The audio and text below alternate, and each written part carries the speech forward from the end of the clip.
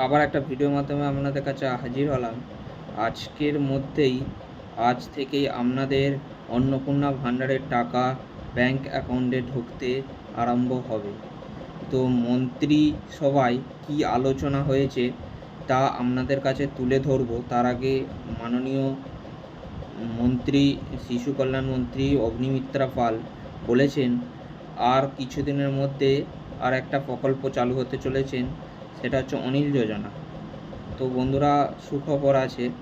আর যারা অফলাইনে form fill up করতে পারেন না অন্নপূর্ণা ভাণ্ডারে, তারা এবার থেকে অনলাইনেও ফর্ম ফিল আপ করতে পারবে, তা নিয়ে আলোচনা করেছেন। আর মাননীয় অগ্নিমিত্রা পাল কি বলেছেন তা একবার শুনে নেব।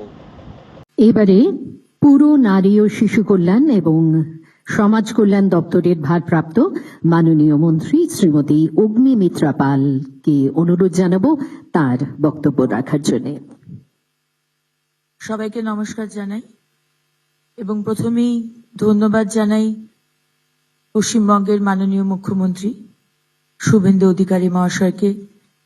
বাংলার লক্ষ লক্ষ মা বোনের কথা ভেবে আজকে অন্নপূর্ণা যোজনা তিনি চালু করছেন এবং 27 তারিখে আমরা ফর্ম দেওয়া শুরু করেছিলাম। আজ থেকে ডাইরেক্ট ব্যাংক ট্রান্সফার করে আমাদের যারা অ্যাপ্লাই অলরেডি করে দিয়েছেন, আজ থেকে ব্যাংকে টাকা ঢুকে যাবে।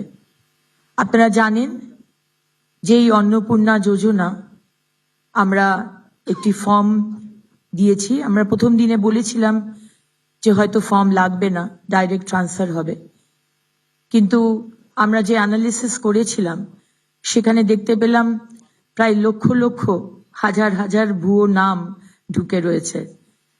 আমরা আগামী দিনেও অনেক যোজনা মা বোনেদের জন্য এবং ভাইদের জন্য নিয়ে আসব।